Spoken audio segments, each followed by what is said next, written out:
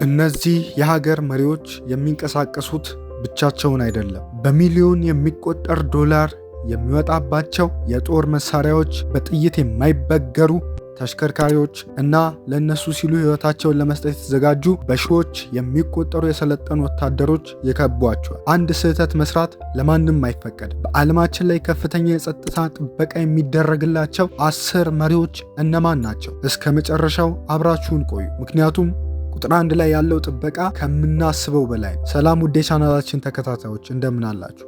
ዛሬ እጅግ አደገኛና አስተማማኝ ጥበቃ ያላቸውን የሀገር መሪዎች የምናይ ይሆናል። እርሱም እስከ ቪዲዮ ማብቂያ እንድትከታተሉን በአክብሮት እየጠየቅን ቻናላችንን ሰብስክራይብ፣ ቪዲዮውን ላይክ በማድረግ የሀገራችን መሪ ዶክተር አብይ አህመድ ስንተኛ ላይ እንደሚገኝ ግምታችሁን በኮሜንት መስጫ ሳጥን ላይ እንድትጽፉ በትህትና እንጠይቃችኋለን። 10ኛ ላይ የሚገኘው የቱርኩ ፕሬዝደንት ረሲፕ ጣይብ ኤርዶጋን የሲኤቲ ቡድን። ኤርዶጋን ከ2016ቱ የመፈንቅለ መንግሥት ሙከራ በኋላ ጥበቃቸውን በከፍተኛ ሁኔታ አጥብቀዋል። የአየር ጥበቃ፣ ኤርዶጋን በመኪና ሲጓዙ ከላይ ሆነው የሚከታተሉ ሄሊኮፕተሮች አሉ። ስናይፐር ቲምስ፣ ፕሬዝደንቱ በሚገኙበት በማንኛውም ሕንፃ ጣራ ላይ የሰለጠኑ አነጣጣሪዎች ወይም ስናይፐርስ በቋሚነት ይመደባሉ። በዚህም አስተማማኝ የጥበቃ ስርዓት ስር የቱርኩ ፕሬዚደንት ረሲፕ ጣይብ ኤርዶጋን በሰላም ጉብኝታቸውን ወይም ስራቸውን ይፈጽማሉ። 9ኛ የፈረንሳይ ፕሬዚደንት ኢማኑኤል ማክሮን የጂኤስፒአር ብቃት።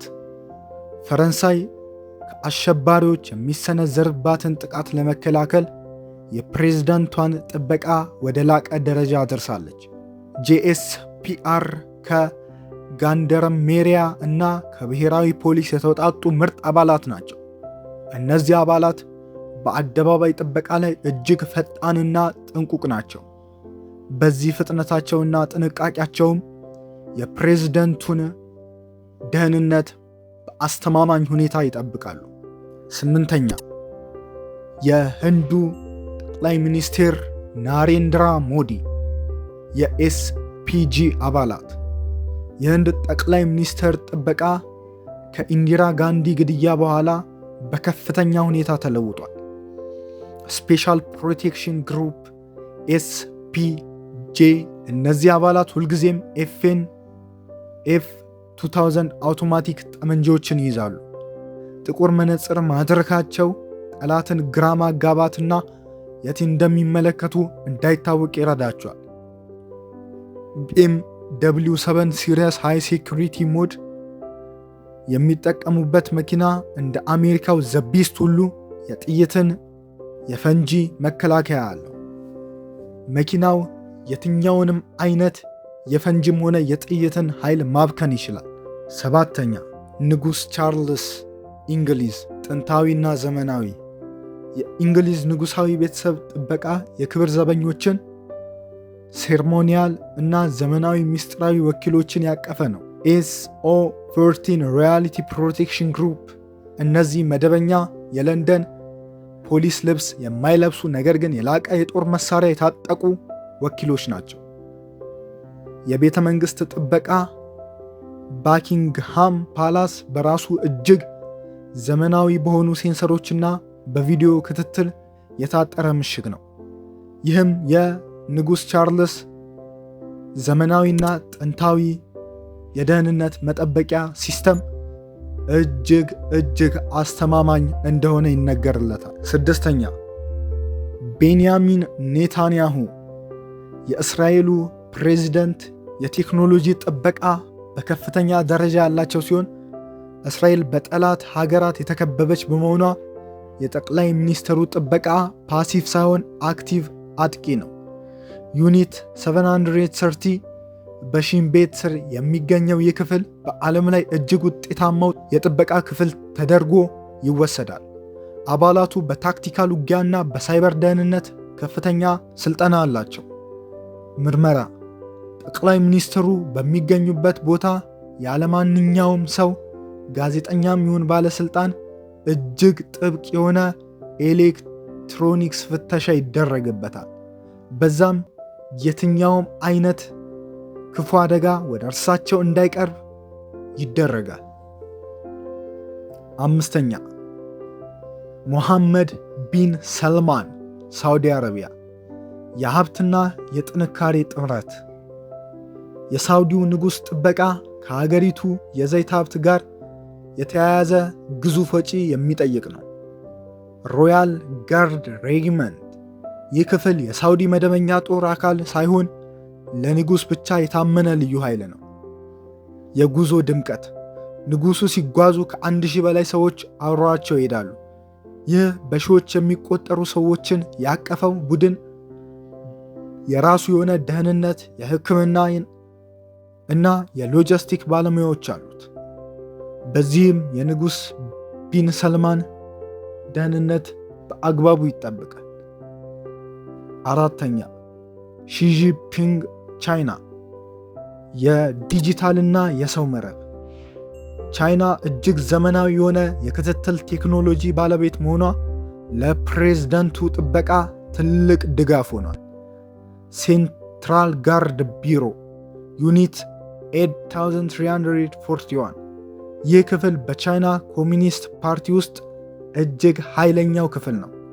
ሺጂንፒንግ ወደ አንድ ክፍለ ሀገር ሲሄዱ በከተማው ያሉት የፊት መለያ ካሜራዎች፣ ፌሻል ሪኮግኒሽን ማንኛውንም ጥርጣሬ ያለበትን ሰው በፍጥነት ይለያሉ። አጃቢዎች፣ በመቶዎች የሚቆጠሩ የሲቪል ልብስ የለበሱ ጠባቂዎች በሕዝብ ውስጥ ተቀላቅለው ይገኛሉ።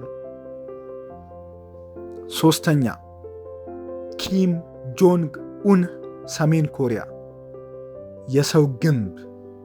የሰሜን ኮሪያው መሪ ጥበቃ ኤክስትሪም በሚባል ደረጃ የሚገለጽ ነው። የሰሜን ኮሪያ የደህንነት መዋቅር በመሪው ዙሪያ ሰፊ ግንብ የገነባ ነው። የመኪና አጃቢ ሯጮች ኪም በሲንጋፖር እና በቪየትናም በነበራቸው ጉብኝት መኪናቸውን ከበው የሚሮጡ 12 ጠባቂዎች አይተናል። እነዚህ ሰዎች የተመረጡት በወታደራዊ ብቃታቸው ብቻ ሳይሆን መልካቸው ከመሪው ጋር የሚመጣጠን እንዲሆን ተደርጎ ጭምር ነው። ባለ 3 ደርብ ጥበቃ። የመጀመሪያው ደርብ ኢነር ሰርክል መሪውን በቅርብ የሚጠብቁ ናቸው። ሁለተኛው ደርብ አካባቢውን የሚቆጣጠሩ ሲሆን ሶስተኛው ደርብ ደግሞ እስከ 10 ኪሎ ሜትር ራዲየስ ያለውን አካባቢ የሚቃኙ ወታደሮች ናቸው። በዚህም አምባገነኑና ታላቁ የሰሜን ኮሪያው መሪ ኪም ጆንግ ኡን በታላቅ ደህንነቱ በተጠበቀ ኤክስትሪም በሚባል ደረጃ ደህንነቱ ይጠበቃል። 2ኛ ቭላድሚር ፑቲን ሩሲያ። የኤፍኤስኦ ምስጢራዊ ኃይል። የሩሲያ ፕሬዝደንት ጥበቃ ከምዕራባውያኑ የሚለየው በምስጢራዊነቱ ነው። ፌዴራል ፕሮቴክቲቭ ሰርቪስ ኤፍኤስኦ የተባለው ተቋም በቀጥታ ለፑቲን ብቻ ተጠሪ ነው። ጥበቃው እንዴት ይጀምራል? ፑቲን አንድ ቦታ ከመድረሳቸው 1 ወር በፊት የቅድመ ዝግጅት ቡድን ይላካል። የሚሄዱበት ቦታ የራዲዮ ሞገዶች፣ የስልክ ግንኙነት እና የአየር ጥራት ሳይቀር ቁጥጥር ይደረግበታል። ልዩ ጠባቂዎች ዘ ሙስኬተርስ። እነዚህ ጠባቂዎች ከ35 ዓመት በታች መሆን አለባቸው። ቋንቋ መናገር ይችላሉ። ከፍተኛ ቅዝቃዜንና ሙቀትን የመቋቋም ብቃት አላቸው። በጃኬታቸው ውስጥ ከቭላር የተባለ ጥይት መከላከያ የያዙ ቦርሳዎችን ይይዛሉ። አደጋ ሲፈጠር እንደ ጋሻ ለመጠቀም። ምግብ ቀማሾች። ፑቲን በማንኛውም ጉዞ ላይ የራሳቸውን ምግብ አብሳዮችና ቀማሾችን ይይዛሉ።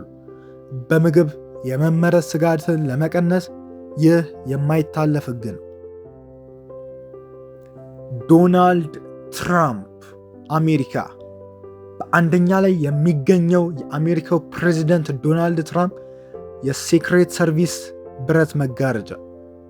የአሜሪካ ፕሬዝደንት ጥበቃ በዓለም ላይ ወርቃማው መከላከያ ተብሎ ይታወቃል። ይህ ጥበቃ በዋናነት በዩናይትድ ስቴትስ ሴክሬት ሰርቪስ USSS የሚመራ ነው። ዘ ቢስት አውሬው ፕሬዝደንቱ የሚንቀሳቀሱበት መኪና ተራ ተሽከርካሪ አይደለም። 8 ኢንች ውፍረት ያለው የብረት ጋሻ ያለው ሲሆን መስኮቶቹ 5 ንብርብር ካለው ፖሊካርቦኔት የተሰሩ ናቸው። መኪናው የኬሚካል ጥቃት ቢሰነዘርበት እንኳ በውስጡ የራሱ የሆነ የኦክሲጅን አቅርቦት አለው። ከሁሉም በላይ የሚገርመው ፕሬዝደንቱ አደጋ ቢደርስባቸው ተብሎ የእሳቸው የደም አይነት በመኪና ውስጥ በቅዝቃዜ ተቀምጦ ይገኛል። ኤርፎርስ ዋን። ይህ አውሮፕላን የሚበረው ዋይት ሃውስ ይባላል። የሚሳኤል ጥቃቶችን አቅጣጫ የሚያስቱ የራዳር መከላከያዎች ያሉት ሲሆን በኒውክለር ፍንዳታ ወቅት የሚፈጠርን የኤሌክትሮማግኔቲክ ሞገድ ኢኤምፒ መቋቋም ይችላል። የሰው ኃይል ፕሬዝደንቱ ሲንቀሳቀሱ በትንሽ 40 የሚሆኑ አጃቢ መኪናዎችና በመቶዎች የሚቆጠሩ ደህንነት አባላት አብረዋቸው ይከተላሉ። ለዕለቱ የያዝናቸውን መረጃ እንደዚህ ያቀረብንላችሁ። ለእናንተስ የየትኛው መሪ ጥበቃ አስተማማኝ ነው ብላችሁ ታስባላችሁ? በኮሜንት ሐሳብ አስተያየቶቻችሁን አጋሩን። ቻናሉን ሰብስክራይብ፣ ቪዲዮን ላይክ በማድረግ ቤተሰባዊነቱን ይግለጹ። እናመሰግናለን።